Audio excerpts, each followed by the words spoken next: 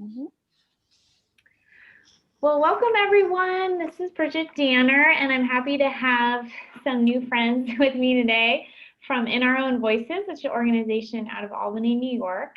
So this is Kathy Grant and Phil Burse, and I met them a little bit randomly. I was looking for resources for anti-racism training, and I found one. I don't know when that was, April or May. I can't really remember now.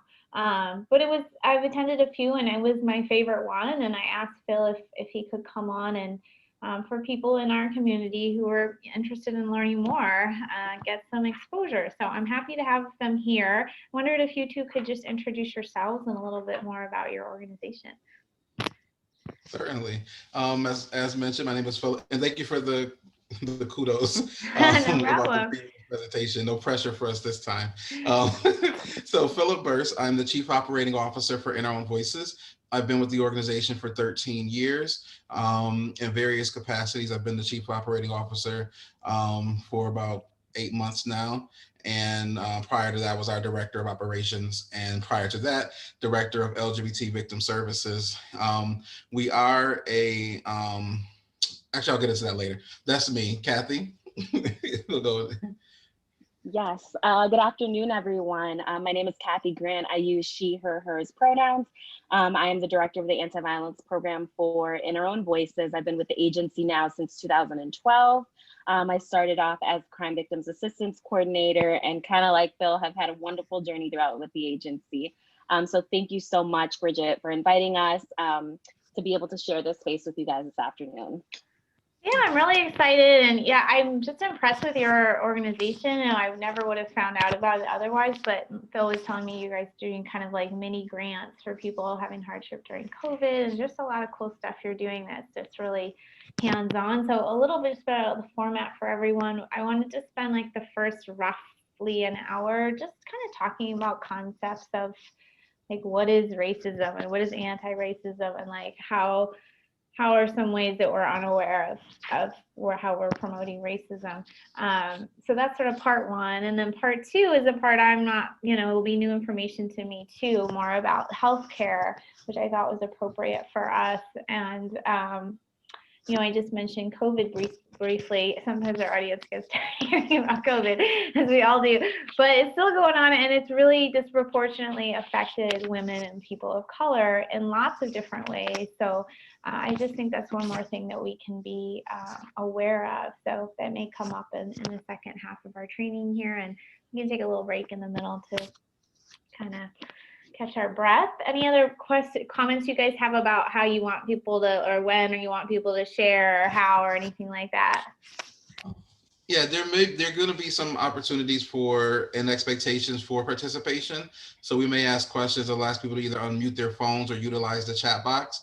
If we right now we have a smaller group, so Yeah. it would be unmuting if possible, so we can Okay. have it engaging and interacting. But if people want to use the chat box, they can use the chat box as well. Okay.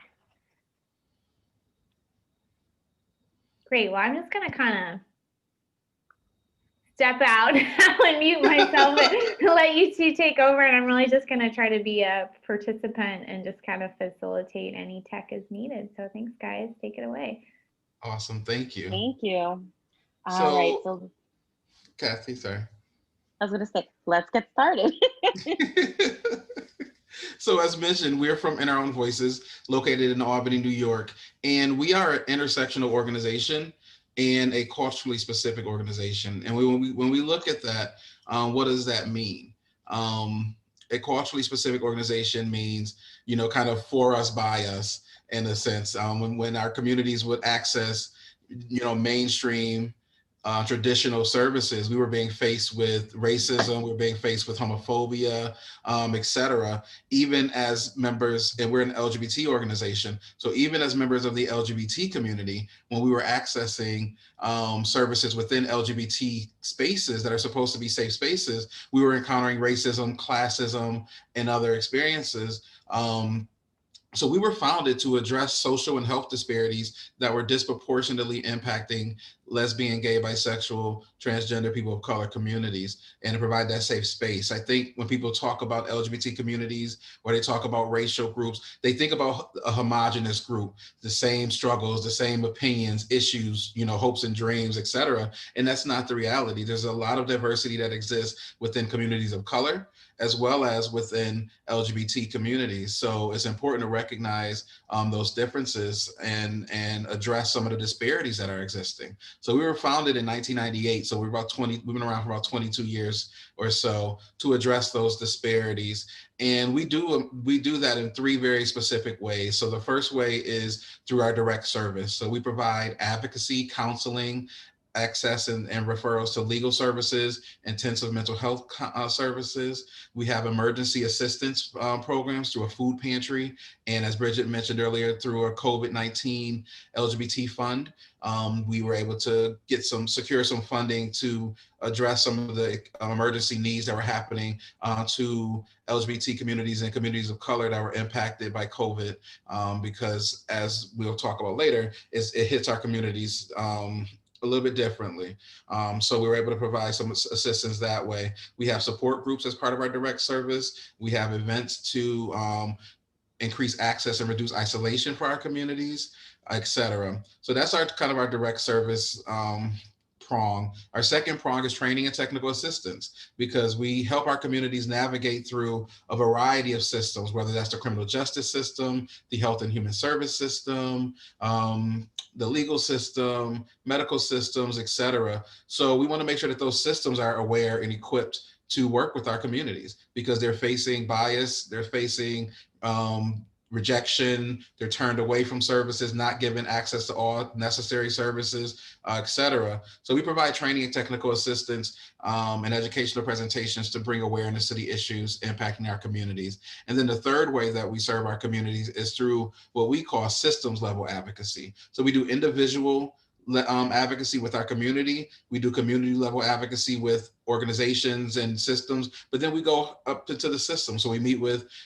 Congress folks. We do meet with elected officials, mayors, chiefs of police, superintendents, people who are in these power positions that have, the power to shape and shift and change laws and policies to make sure they're being more inclusive and creating equitable spaces for LGBT communities, communities of color, and other oppressed and marginalized groups. So that's a little bit about In Our Own Voices and who we are and what we do. I'm going to turn it over to Kathy to talk about some of our learning objectives for today. Thank you for that, Phil.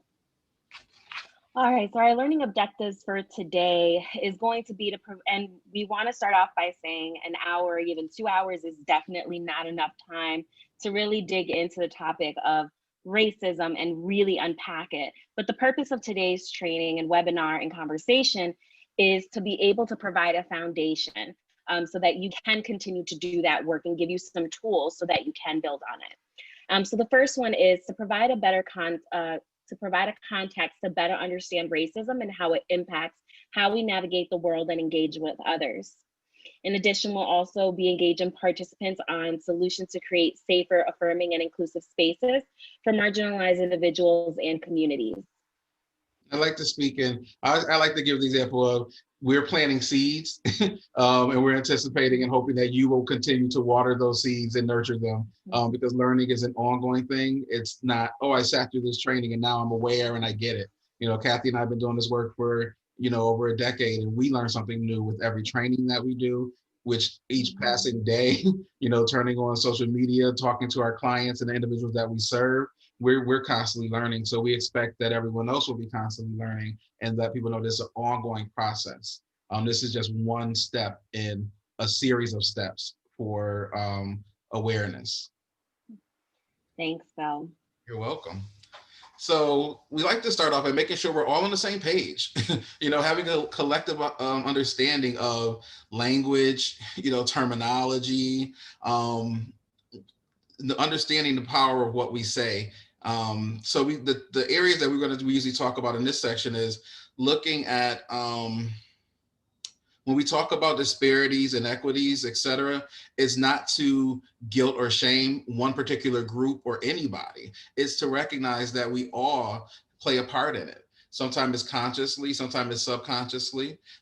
We all are faced with inequities and disparities. No one group is immune. So it's really important to level the playing field in the conversation, and awareness is key. So like I said, it's not about guilt, shame, you're doing this wrong, and being aggressive in that way. It's just having conversations of what are the disparities, what we may or may not be aware of, because we come from our own place of power and privilege and our own social positioning, and sometimes we're not aware of what's happening out there.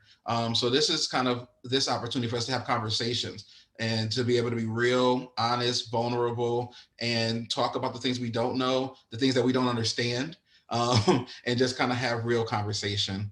The next area that we talk about in the collective understanding is just to be mindful that what we say may not be what people hear. We're in a very contentious time, socially, politically, et cetera. So there's a lot of, calling people out and saying, oh, you said this wrong, or why did you say that? There's a lot of anger, frustration, uncertainty, fear, et cetera. So it's really important to recognize our power and our language and the power of language and what we say. And this is the area where we talk about intent versus impact. So, I don't know if you want to talk about some of that, Kathy, if you want me to continue. You can continue, and I could add in any other pieces that you might be missing. Awesome. So one of the things when we talk to individuals is looking at what we say, and it may be coming from a well-intended place.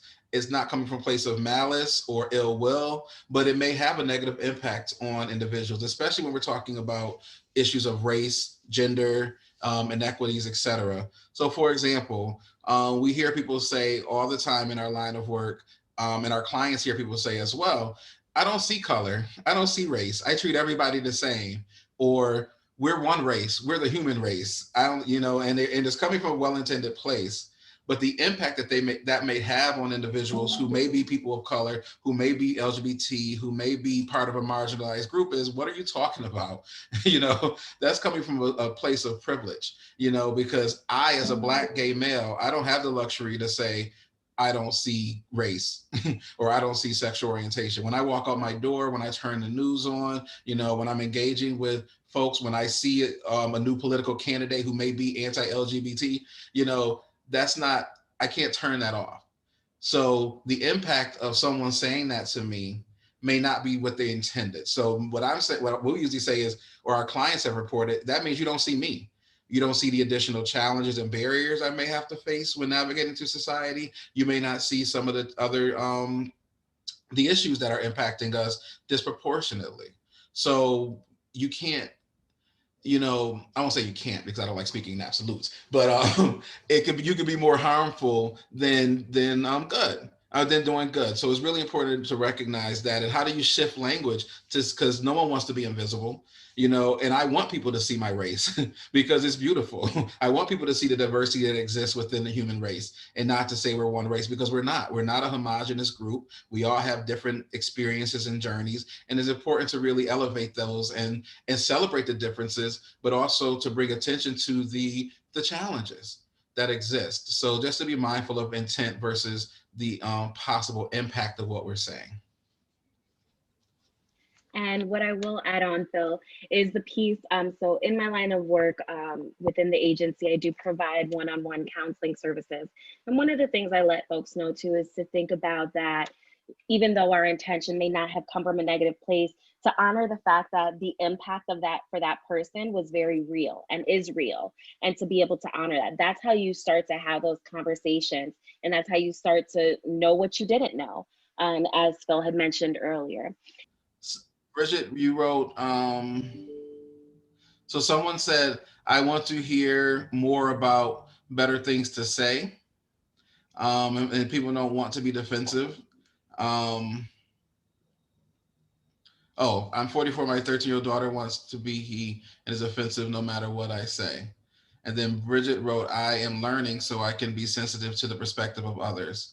That is one of the good ways, a good response to say, because we're all learning, and it is to acknowledge. I think sometimes people automatically get defensive and they become combative because it wasn't their intent. It wasn't their intent to have ill will, to say something that may have impacted you the way that it has.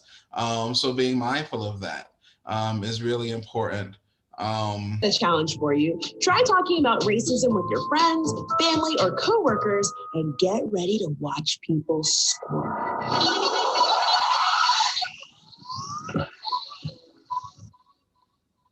So let's push through the discomfort. Don't worry, you can do it. We're going to talk about racism. Well, the dictionary defines racism as the hatred or intolerance of another race or races. Well, yes, but racism is a little more complicated than that. The dictionary offers a very simple explanation because it's just the dictionary. If you want to understand racism, you need to talk sociology. And sociology explains racism as a combination of prejudice and power. Well, isn't that just convenient? Let's just ignore what the dictionary says. No, we're not ignoring the dictionary, just going a little deeper. Think of it this way. If your car breaks down, you don't look up car in the dictionary to try and fix it. You go to a mechanic. So when it comes to getting to the nitty gritty of understanding how racism works, I think we should probably defer to sociologists because, they study how people, organizations, and institutions work. It's kind of their job. So here are 5 things everyone should understand about racism. Talking about racism is so exhausting. It's like no matter what I do or what I say, someone's going to call me a racist. Good people can unintentionally say and do racist things. Racism isn't just burning crosses and racial slurs. It's not always a conscious hatred or dislike. People automatically associate saying something racist with being a bad person. And while we can agree that being racist is bad, good people can say racist things or just wind up supporting racist institutions and practices without even realizing it. Oh, so now it's my fault if I accidentally do something. We're not playing the blame game here, but accidents can still be hurtful. It's important to remember that intent isn't the issue, it's the impact. Like if I accidentally step on your toe, it's an accident, but it still hurts. And I can't just pretend that I didn't step on your foot. I have to acknowledge it, say that I'm sorry, and be more careful with my big ass feet. If you want to get technical, there's really no such thing as race. We are all the human race. It's a social construct. Race is a social construct, but that doesn't mean racism isn't real. A social construct is a category, perception, or idea created and developed by society, and then it's applied to individuals or groups. So yes, we're all part of the human race, but the human race did this funny thing where they categorized everyone based on skin tone and regions. Even though social constructs are made up, they're still real. I mean, money is a social construct. Fundamentally, it's just a piece of paper, but it still keeps people up at night and has a huge effect on our day-to-day lives. Marriage, fashion, good and evil, they're all social constructs, but they're still real things. The same is true for race. White, black, pink, purple, polka dots. I don't know why we need all of these labels. Let's just not see race. Just see everyone the same. Colorblindness is not going to fix racism. It's a good idea in theory, but ignoring race is not going to solve racism. Race isn't the problem. Treating people differently based on race is the problem. It's okay to see my race. I mean, it's kind of hard to ignore how someone looks. There's nothing wrong with seeing our differences. Our differences make us kind of cool. Okay, but when are we going to talk about reverse racism? Reverse racism is not a thing. I've been bullied, beaten up, and called all sorts of names in my lifetime, and you're going to tell me that's not racism? Whoa, that sounds awful. I'm sorry, none of that stuff is okay. But those are examples of racial prejudice, not racism. That's because racism isn't just about individuals. It's about institutional power. Racial prejudice is not cool, but when a person of color discriminates or stereotypes a white person because of their race, in the United States, they don't have the institutional power to back them up and say that those feelings are okay. Institutions are things like schools, government, the military, corporations, and our justice system. All of these things shape how people of color are treated as a group and as individuals. That's because racism is not just on a person-to-person basis. It's big picture things like people with traditionally Latino or Black sounding names having a harder time getting job interviews, even when they have the same qualifications as white people applying for the same job. Or people of color facing harsher prison sentences for petty crimes in comparison to than white criminals. It's also harder for people of color to get home loans on top of housing discrimination that often keeps them out of predominantly white neighborhoods. This is how individual feelings about people of color are supported by institutional power. Prejudice of any kind isn't okay, but it's important to understand that prejudice and racism aren't the same thing. Huh. I never thought about it like that. Well, you are not the only one. Racism is complicated and overwhelming to think about, even for me. But understanding what racism is and what it isn't is the first step in fighting against it. So what are some misconceptions that you've heard about racism? Or maybe some misconceptions that you had? I like this video, and I think it's really helpful. You know, I've been learning a lot, you know, and I think that part of institutional power is really important. You know, sometimes we don't realize as white people in this country that we do hold so much more power. So even if we, you know, we want to think, you know, that we're not racist and we don't see color or whatever, it's just been such a long-standing practice in our country that it is built into institutions in things like banking and just in a lot of subtle ways too. So I think it's really a helpful definition. I actually just had a colleague post I don't see color post and how she loves everyone, and I was like, oh. But you know, I get it. Like, she's not trying to do harm when she says that. But I think there is stuff to learn because there really is a lack of awareness, and I have it too, about what life is like when you're born of a different color, a different sexual orientation, and the prejudices you experience. So I think it's just really important. It's been important for me to just kind of unpack some of this and see my own like built-in bias that I didn't have, and the privilege, you know, that I've had, not being a minority for the most part. So.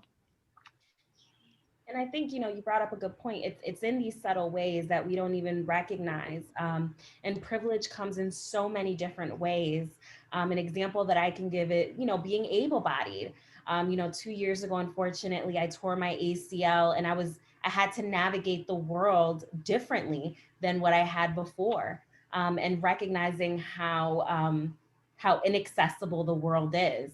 In order to get to a handicap entryway, I had to walk a mile to get to it. Oh. So it's not until, you know, those things are kind of brought to the forefront that we recognize what's happening or where our privilege does show up. And it's important to continue to have these conversations, and as Phil says, to continue to plant the seeds to make sure that we are continuously growing them. Phil, it looked like you had something that you wanted to add.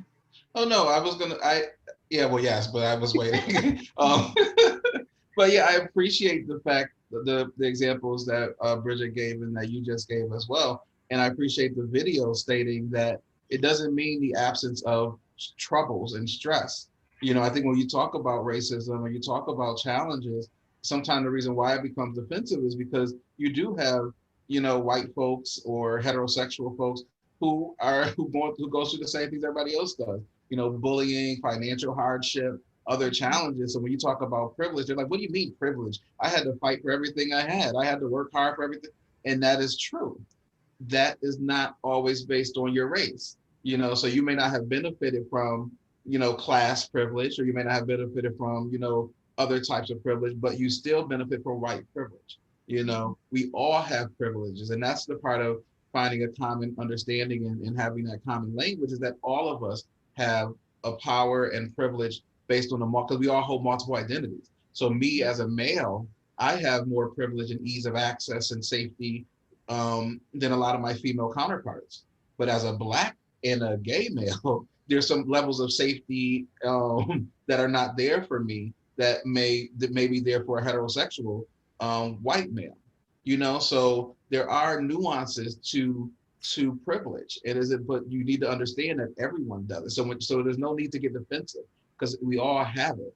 You know, so that's the level of playing field and really have an open and honest conversation of these are the disparities because of race. These are the disparities because of our able-bodiedness. This is our disparities because of our immigration status. So pulling out all of the identities that we hold and have some real raw conversations instead of pretending that it doesn't exist or that we're all on the same playing field. So I definitely enjoyed the video.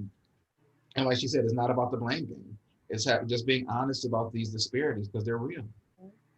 And, and recognizing that we all have these bias, and the way I like to explain it in other trainings is kind of think about your brain with all these different roadmaps that have been embedded in you since the day you were born. And we're asking you to shift that. It takes time, it takes practice.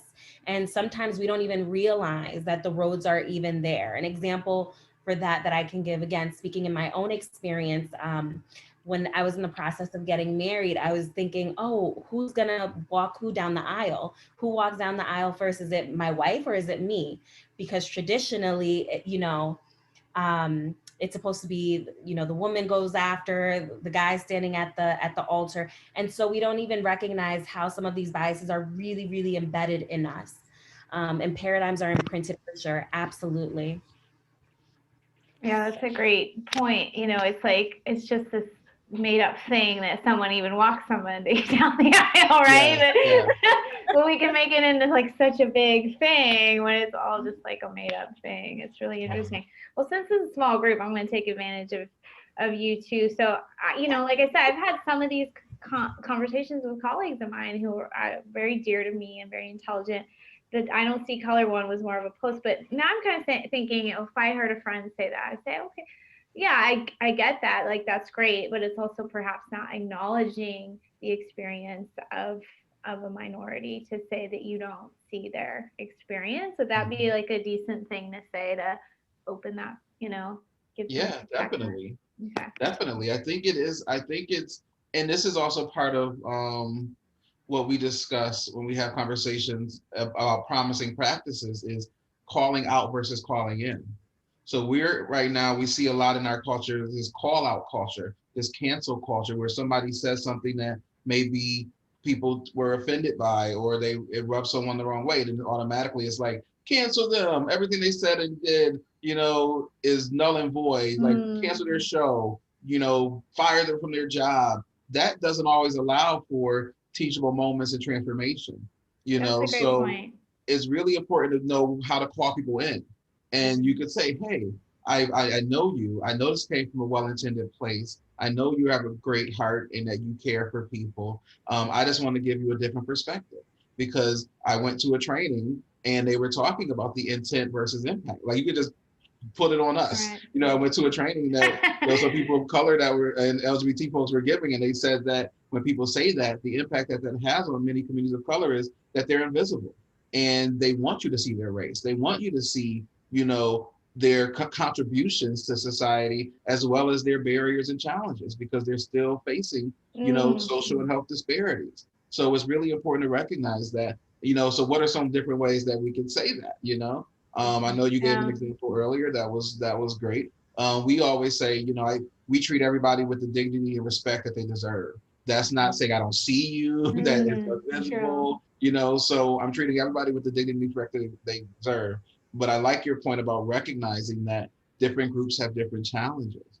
So being able to acknowledge them and not pretend that because the law says, quote unquote, I said in the video, all men are created equal, that's the reality because we know that it's not. As women, you all know that and it's all men are created women. It doesn't say anything about women, technically. And when that was stated, all men are created equal, Black people were still slaves. Women couldn't vote or were still considered property. So how can you, that's that mixed messaging that we see happening in society where you're saying one thing and the realities of people's situations are not the same.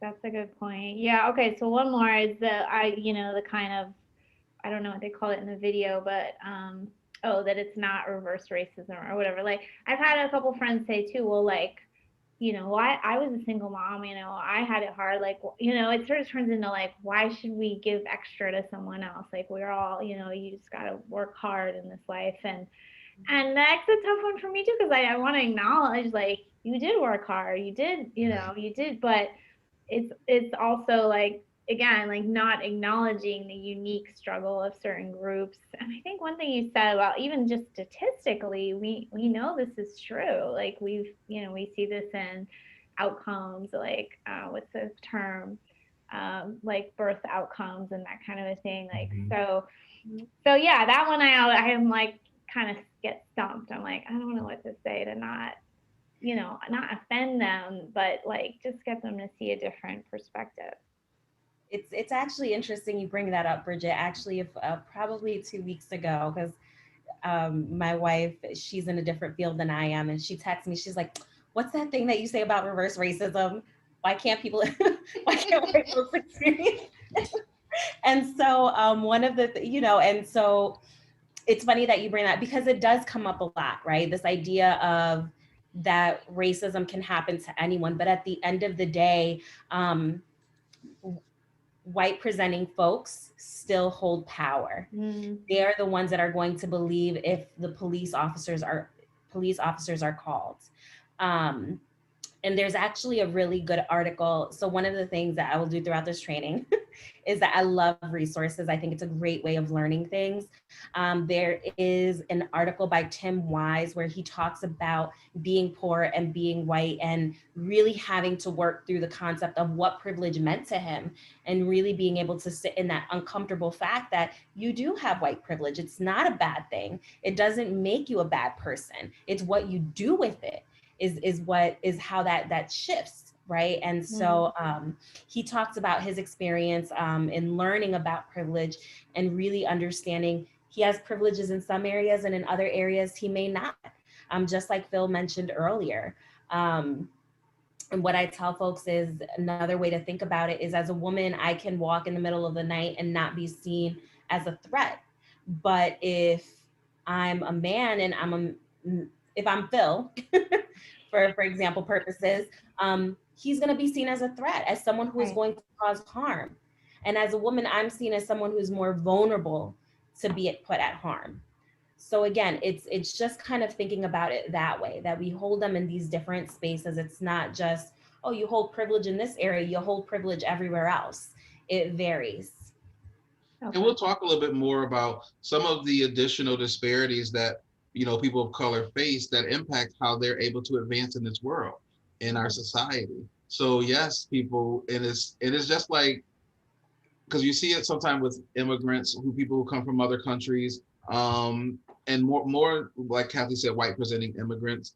They may come to a country and they might open up a pizzeria, or they may, have a family business, and they say, "Oh, if I can do it, anybody can do it," and that's not the reality. There's some people who are, the way society has been set up, communities of color are put at a disadvantage in almost all aspects, and when you look at the economic racism, environmental racism, institutional racism that exists, you see that. So we are starting a race, 10, 15, 20 seconds later than when everyone else got to run. And then we're expected to catch up and surpass. And they're not acknowledging that we couldn't leave the starting line, until, 10, 15, 20 seconds after everybody else. So it's going to take time to address that and to make amends for that disparity or that discrepancy. So, which brings us into the next slide. As we really start to break down, how do we see racism show up? And really kind of unpacking the first two listed here, which is individual and interpersonal, and looking at their beliefs, attitudes, and actions of the individuals that support or perpetuate racism. And another piece on acting on beliefs that and attitudes to unfairly deny access and prevent equity for a minority group. So in reading these definitions, what are some examples that folks can give of how racism shows up individually or interpersonally?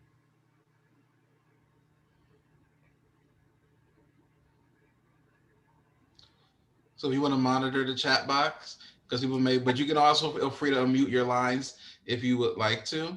That works.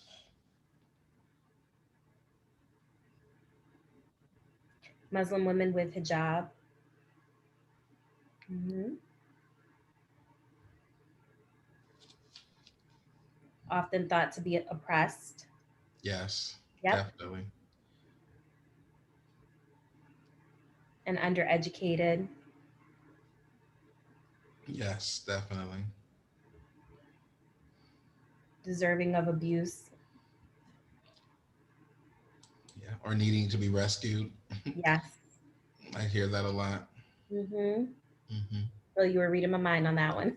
Right. Mhm. And that's real. I think some of the individual beliefs in the way that it shows up is just believing that people of color are less than, but then the way it shows up interpersonal is that it becomes into acting on those beliefs that they're less than, they're not as smart. Um, the example given in the video, which we saw true as well, is looking at the resume test that happened, where they had the same person. One of the resumes said Joe, the other resume said Jose, exact same qualifications, and Joe got selected 85% more of the time to get interviewed than Jose. And they had the same qualifications, same education, same whatever. It was an intentional test, and it showed that there is implicit biases that individuals have against names that sound ethnic. Is there going to be a language barrier? Are we going to be, faced with discrimination suits because we brought this person of color on board? Are they going to be able to really understand and comprehend the level of work?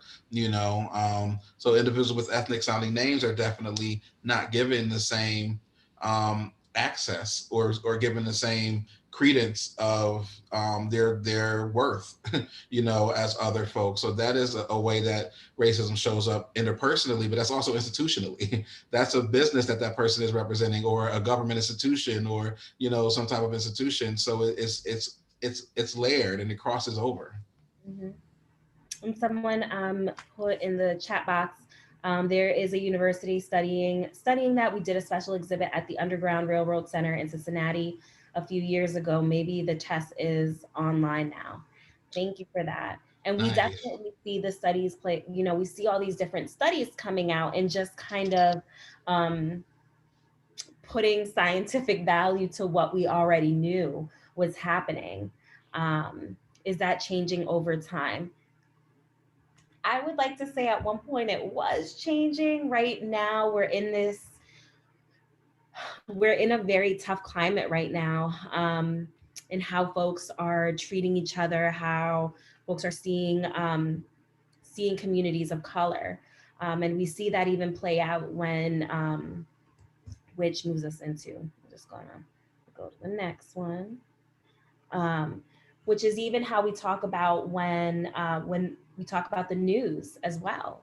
That also comes up when portraying someone who may have committed a crime, someone who is white presenting versus someone who's a person of color.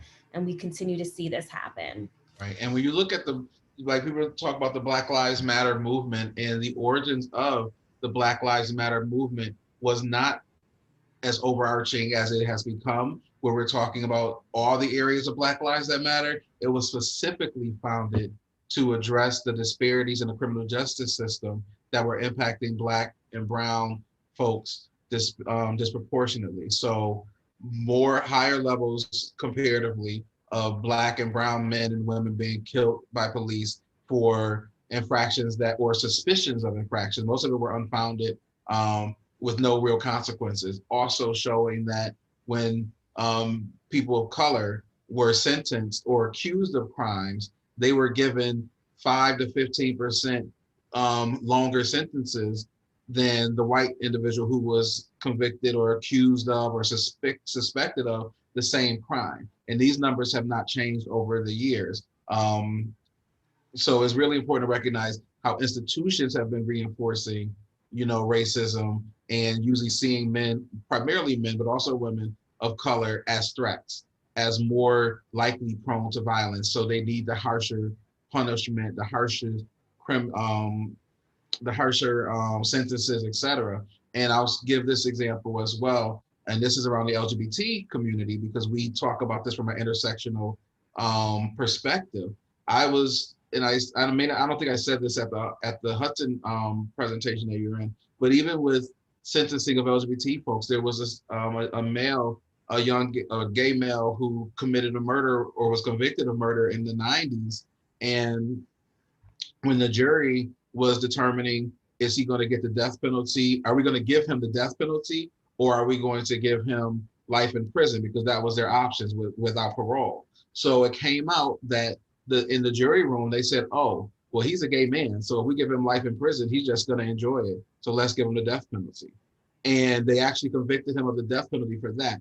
Then a jury or two that did not feel comfortable with that went and kind of, blew the whistle on it. And that individual was appealing the decision from the 90s, and it just was turned down last year, and they executed him, I think recently, this year or late last year, they actually executed him because he exhausted all of his appeals. But that's the kind of opinions and ways that institutions and individuals have an impact on people of color and LGBT folks through the sentencing and punishment for crimes that white folks are not getting, or heterosexual folks are not getting the same treatment for the same crimes. So it does show up across identities. If you're not the majority or seen as the norm, you're usually impacted by racism, sexism, homophobia, et cetera, on an institutional level. So that's the laws, the policies, the practices that reinforce negative beliefs about individuals. So it does show up that way.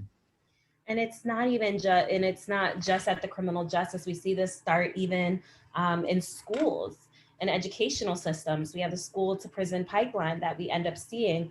Another good film is 13th that is on Netflix that also really breaks down how we really see this play out. And more recently, I listened to a podcast called Nice White Parents by Serial, and Serial has a fantastic different shows, but this one was specifically looking at segregation and integration, and this idea that although segregation was banned in the school system, how do we continue to still see it? And when does change happen? And why does change happen? Because I don't want to give it away, but it talks about a school in Brooklyn within the last 5 years, and they go almost close up to when the pandemic started. But again, another example. And not just talking about criminal justice and education, we also see this play out in media. So we are going to watch a quick video on that.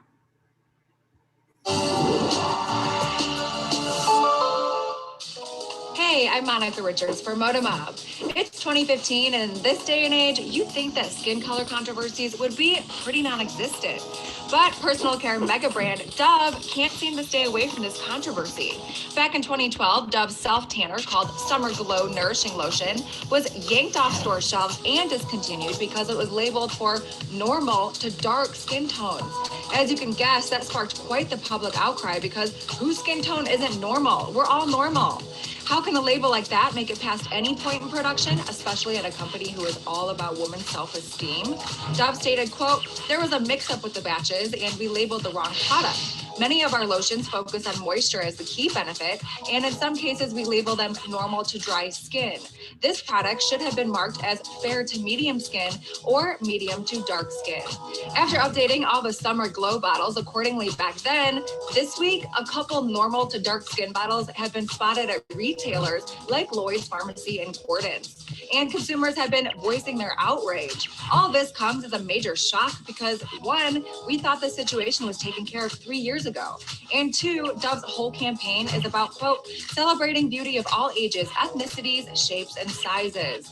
Dove has since stated that, quote, unfortunately, old bottles occasionally appear at retailers, assuring us that they will continue to replace all those old biased bottles. What do you think about Dove's Summer Glow controversy? Tweet us how you feel at Mob. Thanks so much for watching Mob News. Be sure to subscribe and click here to get more fashion updates and beauty tips and tricks. So that was just an example of how it becomes institutionalized through all. Many of our lotions. Sorry. I need to do the previous one. I'm going to go over the Band-Aid one. Sorry about that.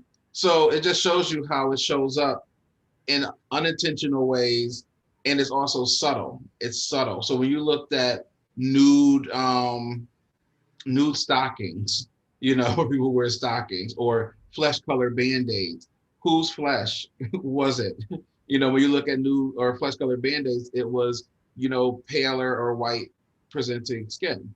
They didn't have, darker skin band-aids when you talk about flesh color. It wasn't until recently, especially now with, George Floyd, the uprising of Black Lives Matter, et cetera, that Band-Aid and other products are now starting to say, oh, we made a mistake. Now we're going to show that we are diverse. So we're going to make sure that we diversify our product. But this is 2020. Band-Aid's been existed for over 100 years. So, 100 years of not seeing yourself represented as a person of color in the aisles of supermarkets, or when you looked on the cover of magazines and you looked at who were standards of beauty, who were the people who got the cover, it was most likely not people of color. When you looked at the supermodels and the individuals who were seen as the standards of beauty, you had one or two token people of color, but the majority of the media, the modeling world, et cetera, centered white faces, white looks as the standards of beauty. And other people of color, our hair, our clothing, our dress was oftentimes seen as less than desirable or even forbidden. So we're talking about structural institutional racism. Natural hair has been banned in certain schools. It's been banned. It was banned in the military. It was banned in other in certain corporations. If you had your hair in locks or braids or at an afro, you could be fired, suspended, or forced to shift it in order to remain employed. There was a video a couple years ago of a young student athlete who had braids, and the coach actually walked up in the middle of the game and cut the braids off of his hair so that he could be eligible to participate, because you couldn't participate if you had the braids, and that's structural racism, that's institutional racism, how it shows up. So it's just important to recognize that these things are ever present in lives of communities of color and other marginalized groups.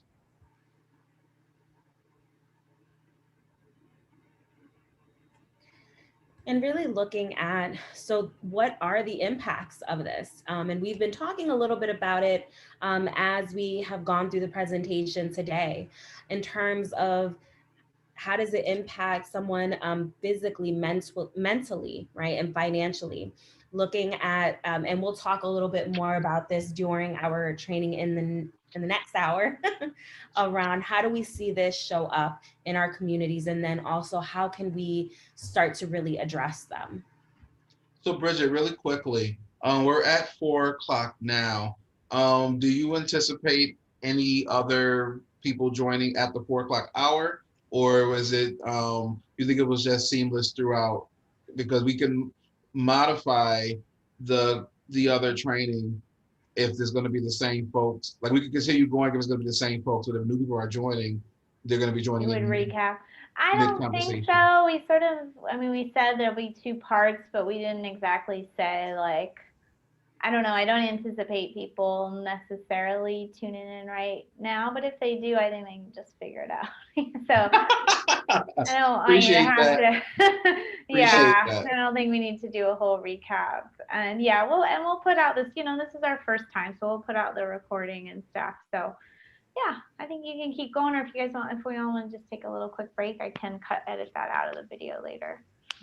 Kathy, do you want to take a quick break, or do you want to keep it moving? We can keep it moving. All right. And I think I want to, like you mentioned, Bridgit, it's a smaller group. So I think we don't have to keep the formalized structure of the presentation. We can make it more organic and have other people unmute their lines and have some real conversations around some of these things. So we can carry on what we have, Kathy, but just make it more open so people can chime in with statements, questions, et cetera, throughout the process, to make it more kind of engaging with the time that we have together, if that's okay. Oh, she's having a little trouble finding her unmute. Let's see. I might see if I can unmute you or not. Oh yeah, I can allow you to talk. Yeah, so that might be the problem. Talking permitted. Okay, I'll push talking permitted for everybody. Okay, so you'll be kind of muted until you unmute, but yeah, people will be able to chime in. Hopefully, we'll pick up another couple people. I was just gonna maybe make a comment, and then I'm actually gonna go get some water, and you guys are welcome to start. But you know, I had an incident just last week where I was in Long Beach, California, and I had like a moment of feeling scared to see a Black man, and I quickly felt really bad about that. And it was like, you know, what's wrong with you, kind of thing. But I like watching this kind of helps me unpack it, you know, like we're talking about beauty, you know, growing up, like beauty magazines, movies, TV, like I didn't realize or question at all that there was, you know, in my era growing up, it's different now, basically no one of color, like none. So where did I get this like prejudice? You know, so many places, so many like sources of that. And I appreciate, Kathy, you said it takes time and practice because, you know, it does. That reaction came from just years and years of conditioning. So at least, you know, I have the awareness and we're having conversations and all that. So yeah, I like watching these presentations because it just kind of puts stuff together for me. Another little experience I had, a different training I went to, is a lot of the people were from Europe, only a handful from the States. And I don't know what you guys find, but they seemed a lot further ahead on their anti-racism training and awareness. I'm sure it's not all over Europe, but I was like, wow, we seem really behind on that. So it just takes like time and familiarity, I think. And I think it takes a different form, because in a lot of other countries, it becomes issues of immigration status. It becomes issues of colorism. So they're creating hierarchies within communities of color. So lighter skinned people of color seen as the norm, or, you know, as more closer to white. So they're the ones that get some of the benefits and access when other folks are different. So like I go to Montreal, Canada frequently, and I don't see a lot of the race issues when I go to Canada. And this is my personal experience. I don't see a lot of racism there. And from what I've seen is a lot of anti-immigrant sentiment with some of the folks, because they're saying some of the same thing. Oh, they're going to take our jobs. They're you know, taking advantage of systems. And I see more kind of apprehension towards some of the immigrants group and some of the indigenous groups there than, you know, a Black American individual coming in. But that's just my experience. Doesn't mean it's experience for everyone. But I know other friends who live in Italy and other countries, and the racism looks differently. It's more anti-immigrants, you know, and people from Africa coming over to immigrate to places in Europe, and people feeling like they're taking jobs or mooching off a system or whatever. So they may be more accepting of American Black folks, but it may be other areas. So it's still there. It's just a different form. Yeah. Okay, I'm going to take a quick break while you guys keep going. Okay. I'll be right back. Great. And another example that we do see this play out too is anti-Blackness within the communities of color. In terms of right now, especially within my community, we're seeing it a lot, and I've definitely seen it and heard it growing up. As a young girl, I had a family friend tell me that I should better the race when looking for a partner, you know, and thinking about how could that have impacted me in my thinking, and reinforce those beliefs, right? If I continue to keep hearing those messages from people that I am supposed to trust and believe in what they say. And so again, yeah, it's about expanding that conversation. And just like Phil says, it looks different depending on where you are in the world, and how you're perceived as well. Yes. And the individual wrote, you see it between African Americans and Black immigrants. This is actually very true. You see the groups sometimes pitted against each other, and Black immigrants saying, I'm not African American. I'm not all of those things that we see or hear on the news around what it means to be African American. Don't group me into being Black American. I'm not lazy. I'm not. And some immigrants begin to employ some of those same biases against other people of color. telling people, and then African Americans telling immigrants, go back to your country, or making them feel less than if there's a language barrier or any differences. When we talk about the impact of racism on LGBT POC, and we're going ahead, that's why I want to make this more organic, and we should take a break soon, Kathy. But looking even at what we do to each other, so colorism exists, we begin to internalize these same issues and begin to act them out within our communities. So it's really important to acknowledge that that is the impact of systemic racism, that we begin to internalize that we are not good enough. We are, different or less than, or, if you're lighter skin, you're closer to beauty and perfection. And if you're darker skin or have natural hair, you are not, so it's important to recognize those things. Mm-hmm. Class system in India, good. We're actually, so this may be, we're going to do some modifications, Bridgit, because we're actually past the 4 o'clock time. And what we did was we created 2 separate parts to this. So we're still on part 1, and I don't know if we're gonna have enough time to get through all of part 1 and all of part 2. So we may just blend them together for the amount of time that we have left. Or we can just carry it on to an upcoming training. We'll leave that up to you once we get to our time. If we want to continue the conversation, we can discuss what that may look like. Because we don't want to just breeze past things, but we also want to respect and honor people's time as well.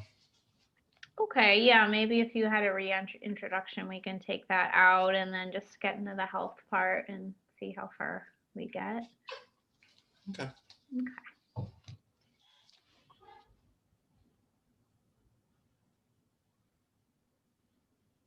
And I think this part doesn't have any videos, so we'll not run into those same issues. That's weird. Let's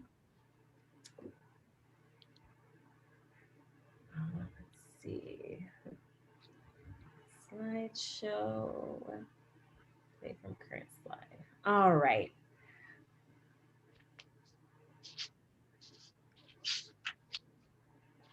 So as we have been talking about how racism shows up and the different ways, kind of shifting it a little bit, but still kind of staying on track in this idea of structural institutional, putting the question out to the group in terms of how do you feel racism shows up in healthcare?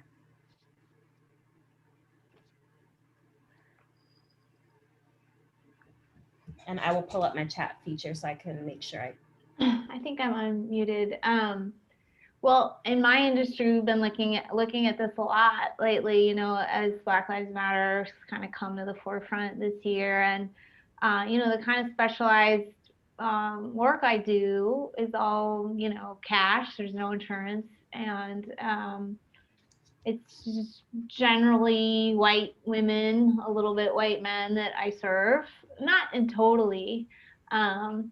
But I think myself and a lot of my colleagues, and I have some colleagues of color, it's been good for us to start the conversation, because I'm sort of presenting to some extent healthcare that isn't like economically accessible to a lot of people, especially people of color. However, there are things that we do that are also free, like completely free or very affordable. But, I also thought about the way I market and the images I use, and I just hadn't had much awareness. I really hadn't. I was being like Dove, I was, it was just like, I just didn't think about it. I just didn't, I was just, okay, I'm trying to teach about X, Y, and Z. I wasn't thinking, am I being inclusive or anything?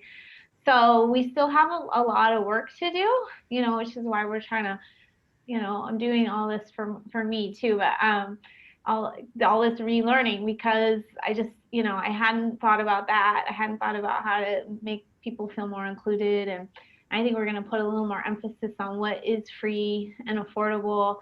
Frankly, it just still doesn't reach people who I think are the most economically disadvantaged, who maybe don't have internet, and but at least I'm starting to think about it. It may be years before I really feel like, okay, we're doing a good job of this, but that's just something that I see, frankly, in my own community.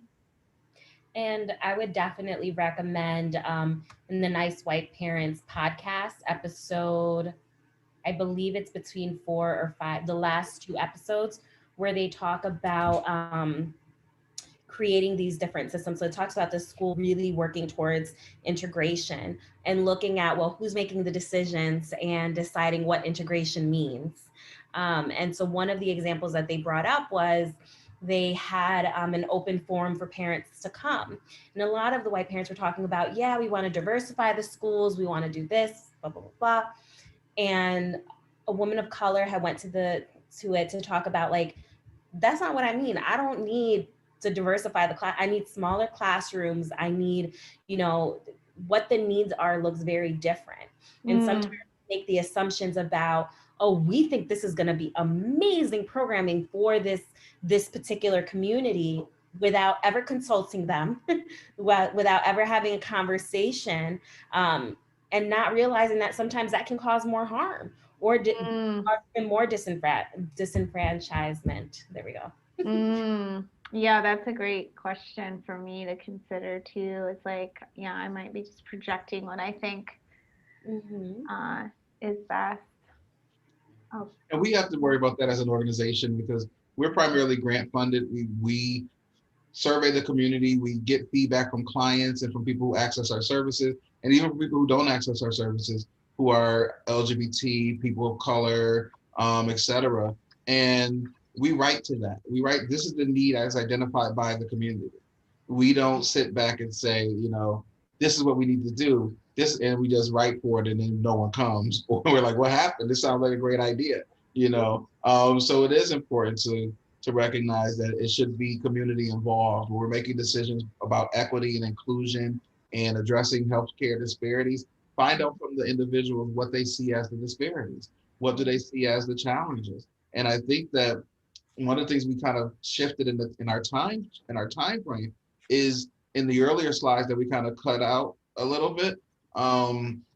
We talked about the history of the healthcare system and how, because it's saying how does racism show up in healthcare, but you have to go back into the past to look at how has healthcare systems treated communities of color historically. So we've been experimented on. You look at the Tuskegee experiments, you look at forced sterilization of Native populations and like Latino populations.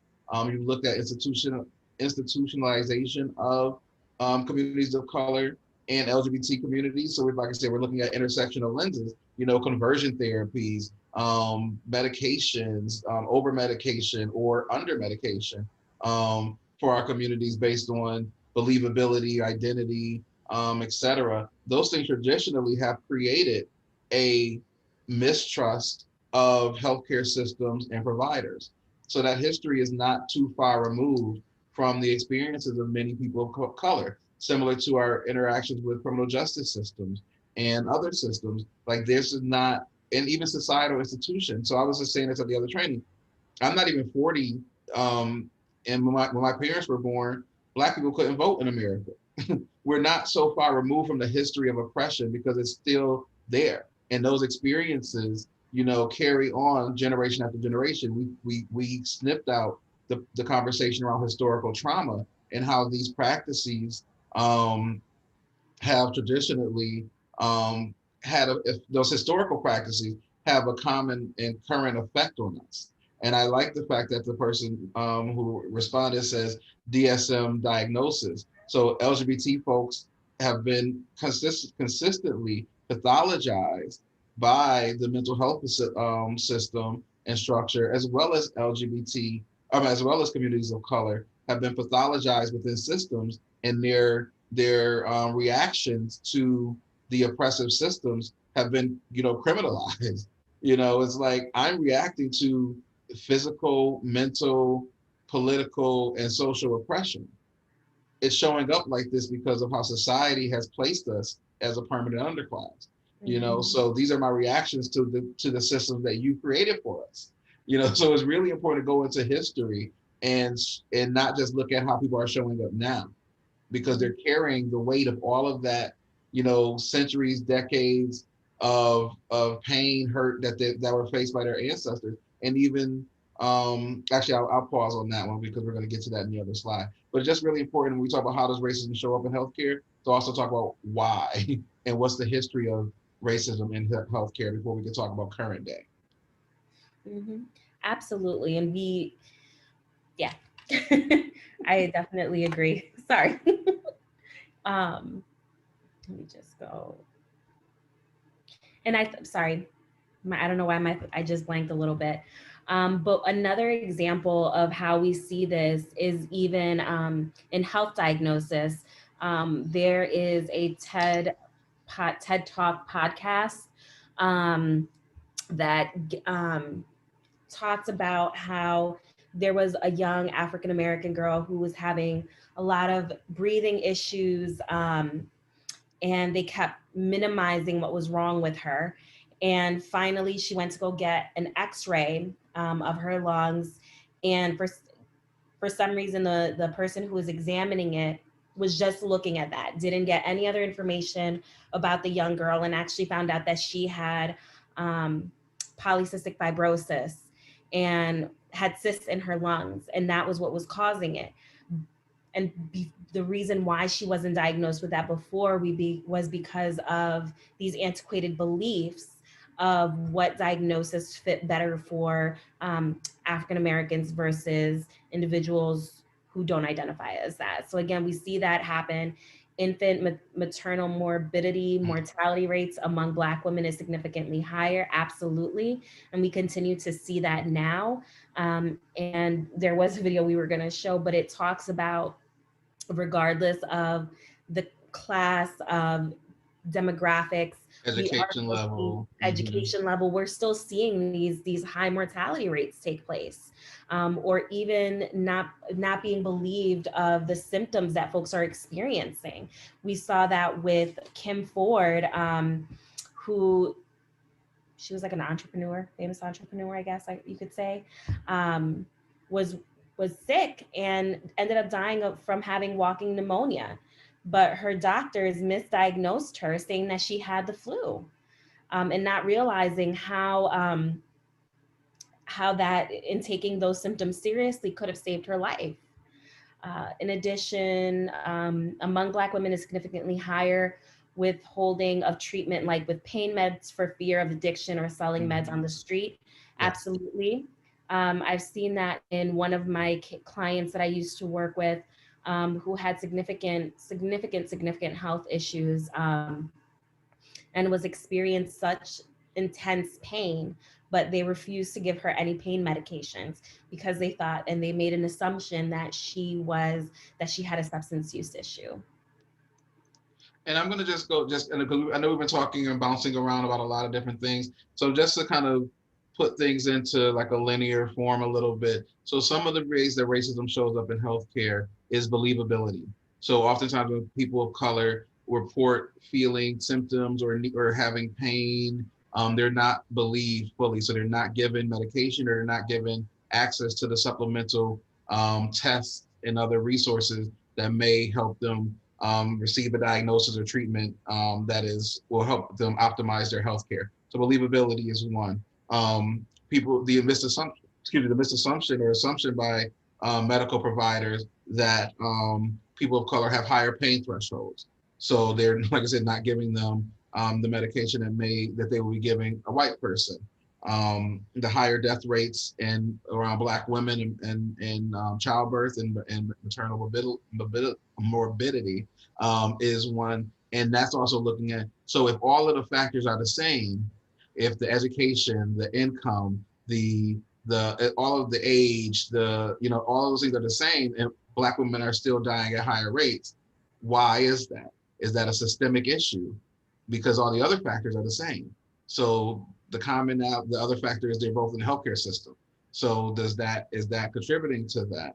So it's really important to kind of to look at some of those disparities and say why.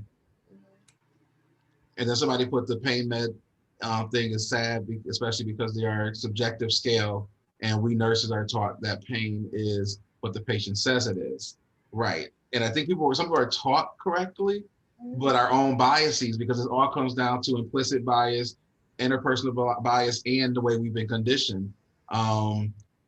You may have the education there, but your own biases creep in, and that's the same thing when we talk about with client services, with the community members that we see who access services. They may come late to an appointment. They may be not as forthcoming as you think they should be. They maybe feel like they're withholding something, and they're labeled automatically as non-compliant. They don't really care about their health care because they're not doing this, and this. But there are many factors that contribute to that behavior. So how do you get to the root causes of why they're acting this way instead of labeling the behavior? You want to try to label the cause and what's happening, especially with healthcare systems where we've been conditioned not to trust. So we might not want to tell you everything because we're scared. This is like there may be some set of consequences. We may not trust you. So how do you build rapport? That's one of the biggest pieces. How do you build rapport with communities to make them want to trust you and access all the possible services they can access?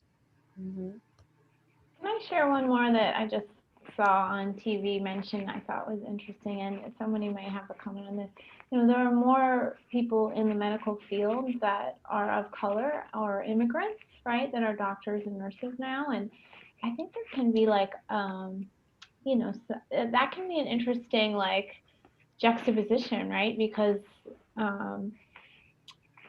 sometimes a minority group that you more normally associate, come in contact with, trust, hold as like intelligent or whatever, is now your physician, like, covering really important like matters. And I think it's just probably putting a lot of people in an interesting moment, like, how do I feel about this? So I don't know if anyone has any commentary on that, or if I think it's important. I think it does for many individuals reduce barriers, because you have someone who looks like you may already automatically feel or believe that they're going to understand you more or better than white or heterosexual or so a doctor or physician of the same gender. You may already feel, okay, that's one less thing. We are a culturally specific organization like In Our Voices. Many people come to us because they're going to see people reflected.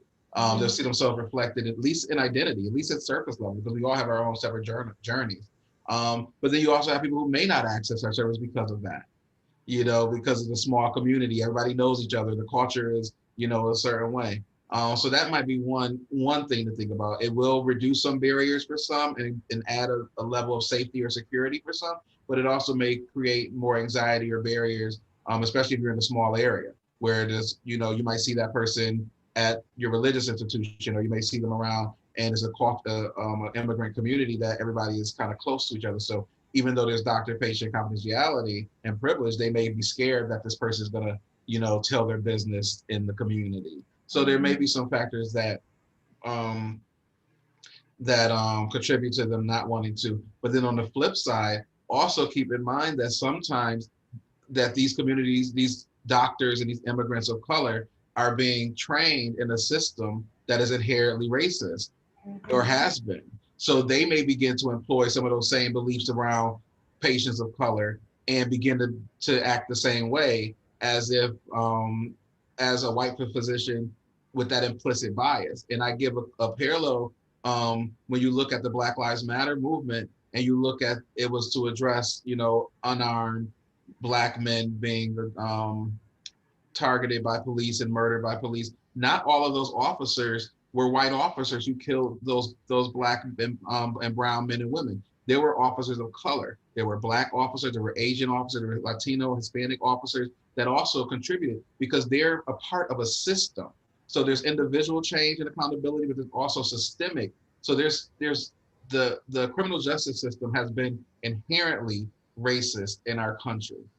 Some of the earliest police institutions in America were the slave catchers. Like they were banding together to catch runaway slaves and imprison them or bring them back to. So our criminal justice system was founded, not all of it, but a huge component on racist ideology and criminalizing Black and brown, individuals. So you can have people of color within a system. It doesn't mean that those people of color are going to automatically be, aware and be accessible to to their people, because they may be in conditioned. And when you took the break, we have begun to talk about the issue that exists within communities of color, and that is colorism. So sometimes people may believe, or and also internalize racism. They believe the same things that are said about them. They start to believe it about their own folks. Back in communities of color, and we talk, and like I said, we kind of bypass this because of the time, but there used to be something called a paper bag test within communities of color. So if you wanted to get into a fraternity or sorority, because Black people couldn't pledge, white fraternities or sororities, so they were, historically Black colleges and universities, and Black fraternities and sororities. If you were pledging, they used to create what they call the paper bag test. So if you were lighter than a paper bag, then you were going to get into this fraternity, that fraternity, etc. But if somebody was pledging or wanting to get in your fraternity and you were darker than a paper bag, you weren't accepted. You were seen as less than. You were seen as undesirable, etc. And it wasn't just in fraternity and sorority places or institutions. It was also in certain nightclubs and certain establishments and venues, because the closer to passability or to whiteness was seen as beauty, more educated, more cultured, etc. And they were leaving fellow people of color behind. So to circle back to the statement, there may be some benefits and advantages to having more providers of color, but there also may be still some of the same challenges because of the system that they were educated in. So if there's not systemic changes, they may still replicate some of those same oppressive practices. And it goes into that larger conversation of what we've been talking about this past hour and a half, is that you have to change the systems. It can't just be about the individuals as well. Even if you removed every single person from that system that was enacting racist beliefs, we still have those institutions that still play into those beliefs. And so until we start to change those and really take a look at that, we're going to continue to see this play out. Someone commented as well as education and zip code as barriers to careers. Absolutely. And knowledge, that's definitely a huge barrier that takes place. One of the things that I've talked about with a few of my friends is even access to higher education. My parents didn't know how to navigate higher educational systems because they were immigrants. And so that was something I had to figure out for myself, or to figure out how to navigate. And the example that I give is, my wife, she played basketball and she knew about athletic scholarship. It wasn't even a concept that I even knew or understood. I thought you could only get scholarships from academics. So again, we see these play out in all these different ways in terms of accessibility. And Phil, do you want to talk about the infographic? Well, this is just showing some of the disparities. So looking at high blood pressure, diabetes, stroke, and the maroon bar are African-American individuals. And then the bluish bar is white individuals. So it's just showing that in almost every area, that Black individuals are more likely to have certain ailments or die at early ages from most of these causes. And Bridgit spoke about COVID earlier. And one of the things that we see is that even though COVID is a virus, is not a racist virus that only selects certain races. But what they've seen is that Black and brown individuals, some women and LGBT individuals, are more likely to succumb to COVID than other groups. So looking at the social and health disparities that may cause that. And they talk about the pre-existing conditions that communities of color have, LGBT communities have, due to some of our social determinants of health, which we're going to talk about in the other slide. But it contributes to our ability to, stay alive and fight, the virus. So you look at diets, you look at access to, somebody in the comment section put poor quality foods, food deserts, not having access to affordable, healthier foods as communities of color, looking at historical trauma and some of the diets and stressors that our ancestors faced that were transmitted to us generation after generation. So high blood pressure, diabetes, cholesterol, depression, anxiety. There's studies starting to show that those are transferred in utero, and can be transferred to children.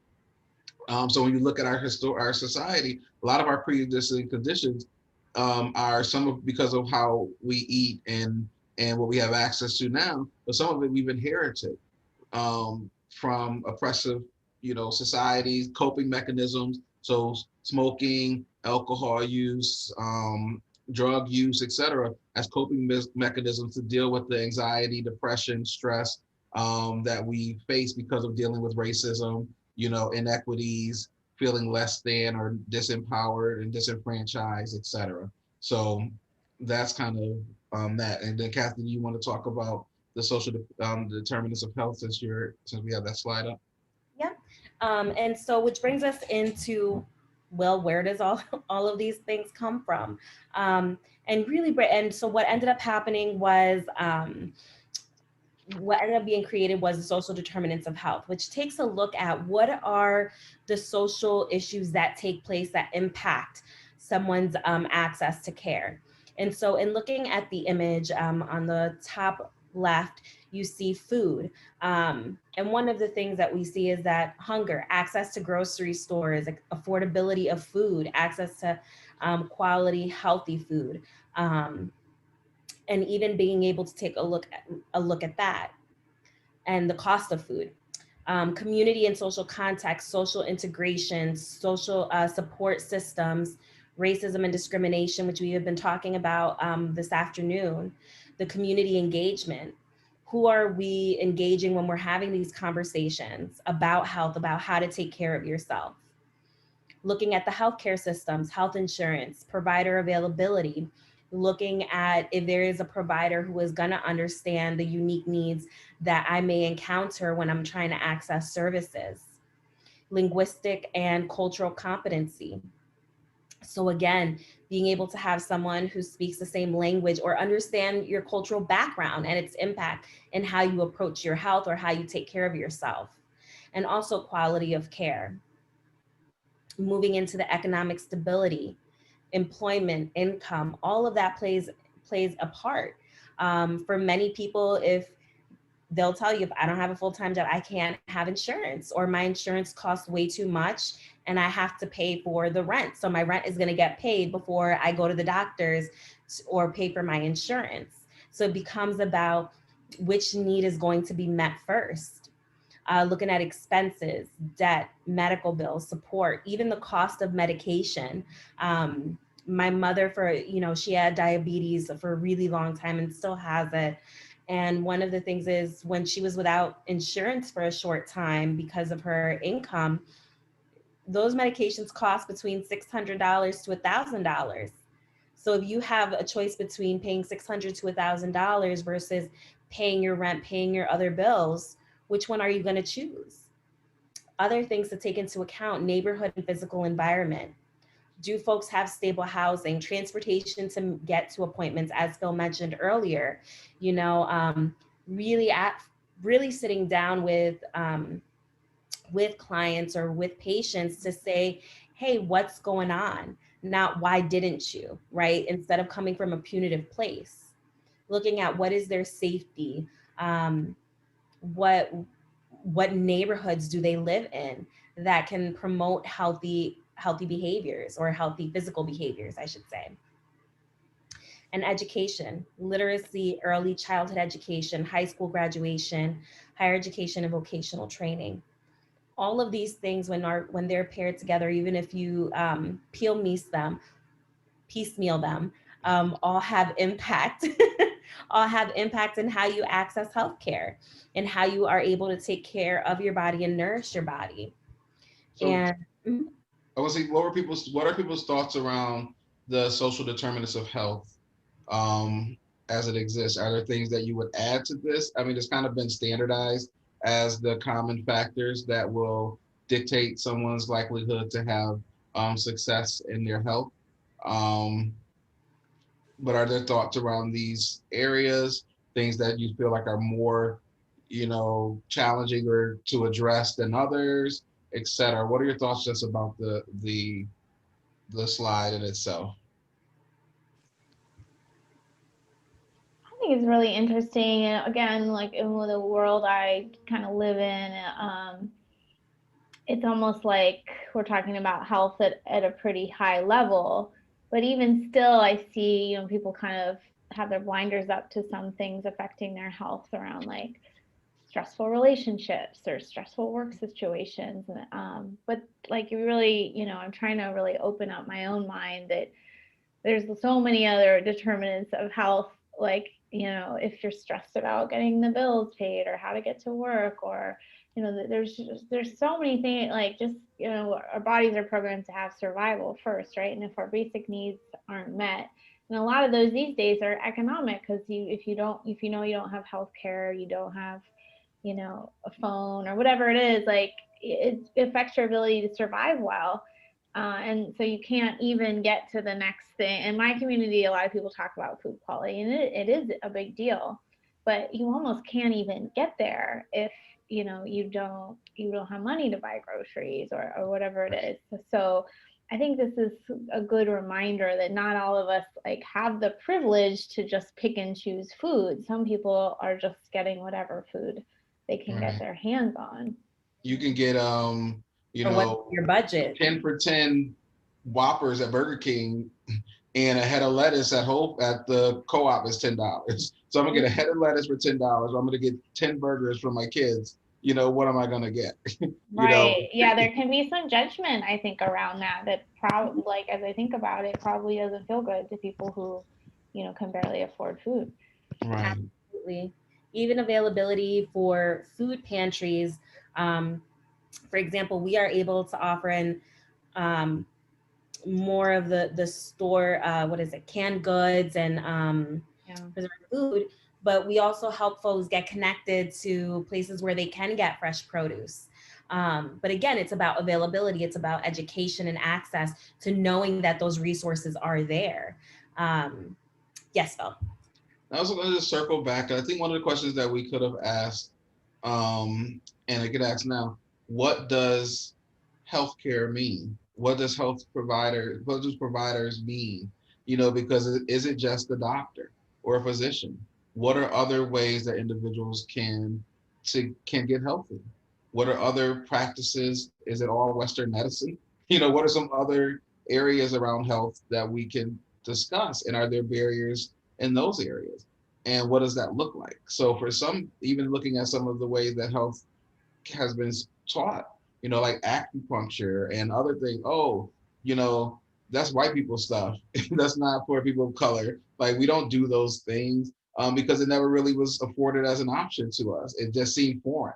One of the initiatives that Kathy was a part of was showing that, the organization that Kathy was one of the leads on, was showing that communities of color and other poor or poor economic populations don't have a primary care physician. They're using the emergency room as their primary care physician. They have a cold, they, not feeling well, they go to the emergency room, and if they're not insured, the cost to the healthcare system, is impacted in that way.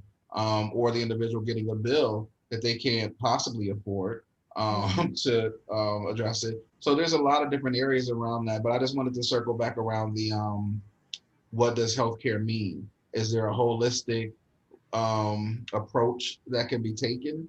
And are there barriers that may be based in racism or some of these social determinants of health that may impact accessibility for, communities of color or other minority groups?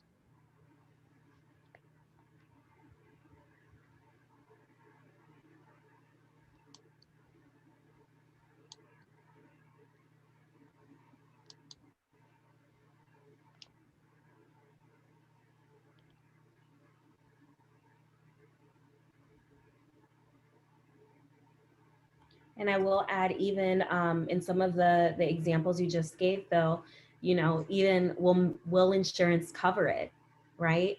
If you're talking about acupuncture, if you're talking about, I remember prior, while I was, when I left In Our Own Voices for a little bit and then came back, but at my other employment, they capped mental health counseling at a certain point. So you could get up to, I believe it's like 25 sessions. And it was something that I used to do bi-weekly, and then I no longer could afford. So I stopped going, right? So what impact does that have? Or even looking at the cap around physical therapy, the cost of even getting specialized treatment. You have the cost of, you know, your co-payment of $20 to go see your doctor or to get your annual. But if you need to see a specialized doctor, the cost then jumps up to $50. Or if you need to get a second mammogram, your insurance won't cover it. Are you able to pay for it? Pay the $600, $700 that it's going to cost? Again, what choice do you make then? Right.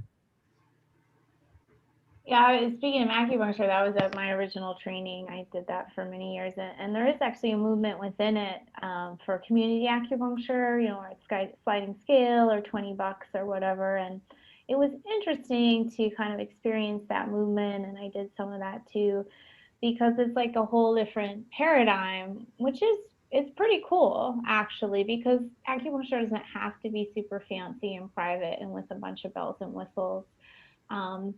But at the same time, our education is incredibly expensive, and we have to keep up a license and insurance. And it's sort of like another question about like the institution of medicine. It makes it hard for us to make things affordable when we have so much educational overhead. So that's just something that like I kind of saw in that community. And then besides that, like I think it's great what you guys do with a community center that has access to some things.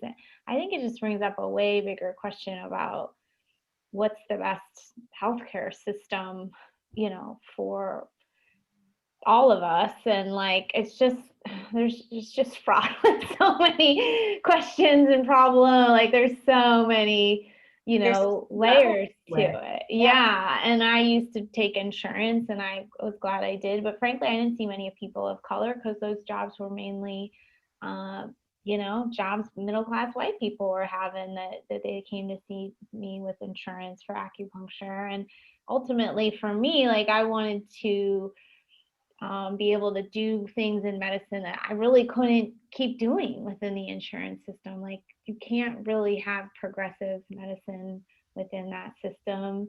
So I'm doing like this more of a cash system.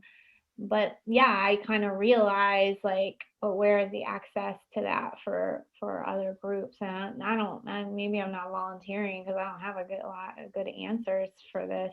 It's tough. It's a tough question. It's if we had the answer, we would. Oh, sorry. What did you say, Kathy? I was gonna say, you're right, Phil. If we had the answer, we'd be in a very different place. Slide. But it is so multi-layered. You know, my degree is in social work, and the wonderful world of social work does not produce it provides a good salary, but it's not great, you know. And even I remember going to school and being told like I have to get my master's in order to be able to get a job that will give me a livable wage. And we continue to see that. And even being able to maintain my license is about what, $300 to $400 every 2 years, in addition to getting continuing education.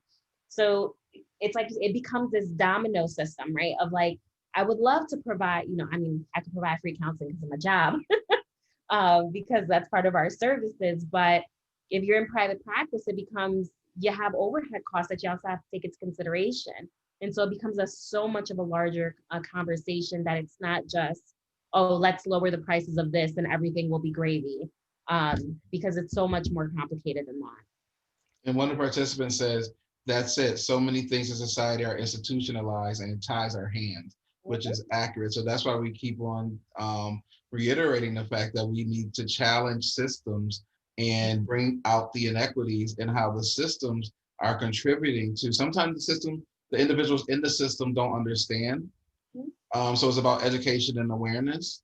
And I think that's the part. So when we talk about how people can be effective allies and understand racism, is to recognize where you play in it, because you may be unintentionally contributing to racist systems. So if people think that they got it, or they're not racist because they believe that everybody's equal, etc., but their actions or participation in certain systems can contribute to racism and allow racism to thrive, because it's not being checked, So I just want to say this: we have about 5 or 7 minutes left. So do we want to move to more of the how can you create? I think this one is one to go over really quickly, and then we could go over how can people create more equitable spaces. But I do think this is important. And I just want to add another piece that kept fleeting my mind, but I want to make sure I say it. The other thing is that, we've gotten into the buzzword of trauma-informed care, which is really great in theory, but we still are in systems where we have to tell people, say what's wrong with you, right? Instead of saying, what do you need in order to be healthy, right? Which isn't empowering, to have to retell your story, to have to retell your trauma in order to be able to get access to services, or to say what is wrong with you in order to get the treatment that you need. It goes against kind of this idea of the trauma-informed care model.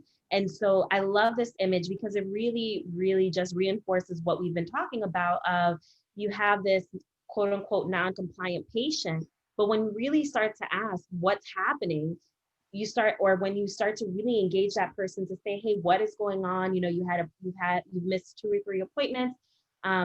What's happening, right? And there's so much underneath the surface that could be taking place. Not being able to pay rent, doesn't feel safe in their relationship, doesn't get paid time off from work to attend doctor's appointments. And we see this even more amplified now with COVID, and parents having to make choices of, do I send my kids to school so that I can go to work, or do I stay home and become unemployed, right? And those are not easy choices to make. And we talk about institutions, so that we're talking about hospitals, but this is also seen with people of color generally in different systems. So you talked about, Kathy, earlier, the school to prison pipeline. So oftentimes young Black and Brown and other minority populations are seen as non-compliant, argumentative in school. They don't care because they're coming to school late. They didn't do their homework. They did, and there's automatically this negative thing, instead of saying, like you said before, switching the conversation. What's going on for you? I've noticed that you missed a couple of assignments. I noticed that you've been coming in late. Is everything okay? So coming from a concerned, strength-based, positive perspective, instead of a punitive, automatically saying because the person was late because they didn't complete assignments, that they don't care, like from a deficit model. Like we want to come from a strength-based approach and model, and not a deficit, because some of those same issues may be why the student, because we're talking about institutions, so we're looking at hospitals, looking at the education system, why the student didn't get to school on time. They don't have their parents lost a car, or they had to walk to school, or they had to take their sibling to school before they could come to school. So that's why they were late. They didn't do the homework assignment because their mother or father or their guardian was, passed out with drunk or overdose, and they had to take care of them or feed their brothers and sisters or their siblings. You know what I mean? So there's a lot of different reasons. So it is about talking about what's going on for you, coming from a strength-based perspective, and not a deficit model and a punitive model. So I'm just glad that we have that slide in there to really talk about how it goes across, various systems. And so the magical $1 million question becomes, how can you help create more equity? And from our conversations, it is not as easy as it sounds. It is not a let's just lower the prices. It really is talking about having larger conversations and looking at what are realistic changes that can be implemented. So what are some of your all thoughts about what you all may be able to do in your own individual spheres of influence, because one of the things is that we are not here to say this is what you do and create a little checkbox or a checklist of things to do. We want to know from you all what, because you all are the masters of your communities or the leaders or of your own experiences. So you may or may not know what works or doesn't work for you and your people. So I saw some information in the chat box pop up, some suggestions in the chat box come up, should I say. Coaching with positive psychology, ask individuals, open up the conversation as a way to create more equity. Kathy mentioned earlier, surveying communities of color or other marginalized groups that you want to tap into or to understand more, and survey them, see what the issues are from their perspective, not just ours. Sometimes they'll intersect, and sometimes there'll be things that you never even thought of. That's important. And somebody said inclusivity. So making sure you're inclusive, and that means, as Bridgit was saying earlier, marketing materials, conversations. How do you challenge folks who may unknowingly be perpetuating racist statements, ideology, etc. So knowing and having the tools to do so, and learning the tools to do so, because people are oftentimes uncomfortable having these conversations. So how do we, create comfort and facilitate, and being willing to listen?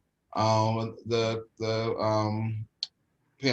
individual wrote, get vulnerable. I like all of these are great examples and ways to begin to create more, take constructive feedback, not being, defensive or argumentative. Take the time to process, to listen, process. Don't always just listen to respond. You want to listen to learn. I think sometimes people, they want to go back and forth. They want to have these conversations, but they're not fully having a conversation. And oftentimes they're talking at each other and not to each other. So it's really important to have those intentions going in, is I need to hear what people are saying, listen and process it, and not just hear what they're saying, give my rebuttal or give my response. Definitely. Bring in your own discomfort, I think, is really important too. Bridgit, an example you gave earlier about your experience where something came up for you and you were like, oh my God, I can't believe I had that thought, that feeling come up for me. And, doing the work of like, oh my, where is that coming from? Where does that stem from is really where that work begins, and where you start to unlearn some of these behaviors. Yeah. Well, I guess one idea I got from you guys today was to get more feedback from, my actual community, rather than make assumptions about what they need. And another group in my community, not necessarily of color, but I think that is speaking out, that is people who are seniors and on fixed income, and they're struggling, and we get these comments, but we haven't really stopped to like listen and be like, how can we support you? So I think that just like asking for more feedback, or doing like a group call or something, or a survey could be good for me. And it's also been interesting to me to think about, I've been into environmental causes a long time, and I feel like, well, that helps all of us. And it does. But I'm also this year, I'm really kind of opening my mind that like, but who is affected by, environmental disadvantages or pollution, or like economic disadvantages? Some people are affected much more than others. And if I'm not like putting some special focus in my own like charity work or causes towards that, I don't know, I'm just realizing like it's something that I want to do more of, because it's, I think there's that equity versus equality, like it's not an even playing field. Right. So it's been really good for me this year to learn that. Definitely. And I think part of it is also building a network of folks who may be in similar fields. So for example, if you all want to provide, like you said, free or low cost services for people on a cyclical basis, maybe you get 10 people together, and 1 month, each person takes the lead on, like people in a similar field of profession, each month someone takes the lead on providing that service. So it might be a monthly workshop, from 6 to 8 on acupuncture or whatever. And then someone new, like in January through whatever, it's a different person as part of your cohort. So pairing with people who are in like professions or complementary professions, and being able to offer a monthly free resource to folks who may not traditionally have been able to access it. That could be one option. You know, you could spread it out, different themes, or it could be the same theme. So if you have 10 yoga instructors, you know, the fourth Wednesday every month is going to be a 2-hour free yoga class, but you're not doing it every month. Your team of people are doing it every month. You know what I mean? So it may be ways to just do little smaller things together, to make some changes and increase some access. Yeah, I like your idea generally about building a network too, because whereas I have some colleagues kind of not quite getting it, I have some colleagues who are crushing it. You know, they're just learning all they can. I read this book last week. I'm listening to this podcast, and so maybe if we got together, we'd feel, because I do still feel a little lost in like where to go. But if I had some more people who are like, well, this is what I'm doing in my community and stuff, I think that would be helpful. Definitely. And another thing too that I've seen other local organizations do is part of like their price menu is that for some folks who can afford it, who can donate a session for someone. So they have like a board, That's a good idea. you know, so that's another example of ways of how to create more accessibility. I like that. Someone mentioned in the chat box, one of the participants, they have a big talk question group that teaches everyone to actively listen and open up, which has been nice. And then accountability partners help with all things. I think accountability partners has been a newer term that's been coming up, but I do like the idea. So it's, I want to lose weight. I've been trying it on my own. It's not really working. Can you be my accountability partner? And then you work with that individual. What does accountability look like? You know, do I, you know, slap that candy bar out of your hand if I see you walking? That's what I tell you to do. Or is it you call me every day to check in? If I say I'm going to write a book, I want to write a memoir, I want to write an article, do you call me once a week to say how is the article going? Do you come over to review, you know, my writings? Do you support me if I fell off this week and said, you know, I was really stressed out, I was busy, I never got to it? Are you going to be my support so I don't lose motivation, hope, etc.? So accountability partners is something that is an intentional act. You usually ask somebody, can you be my accountability partner? And you discuss what accountability looks like so you can have that added support. If you hear me or see me say something that may be problematic or reinforces biases or racism, I need you to call me out on it. Be my accountability partner in that way. So it's really important to look at really how do we do this, because we can't do it alone. We can't challenge oppressive systems and biases, et cetera, only by ourselves. We have to do it with other folks, which is important. We start with ourselves, but we also need other folks.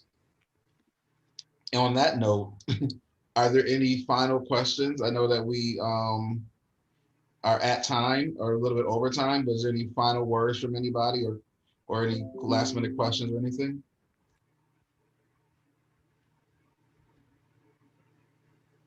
Well, I'll let anybody share on the chat or unmute, but yeah, I just want to thank you guys. I just really feel, I'm like, oh, I just love you guys. Like, I just feel like I found a great organization to be, you know, like, I just really just appreciate like how warm you are with this, you know, topic that isn't easy. And I learn a lot from you, and I just kind of want to keep supporting what you do, and having my own accountability partners kind of keep me in this game. And I definitely want to keep supporting you guys in your work. So I think it's so super important. And you guys were, you know, doing it for so long. Like, I don't know, I hate for anti-racism just be like a moment or just like a, you know, a thing that shows up on the news every now and then. Like, I really appreciate you've been doing this a long time and getting better and better at it. And just a big thanks to both of you.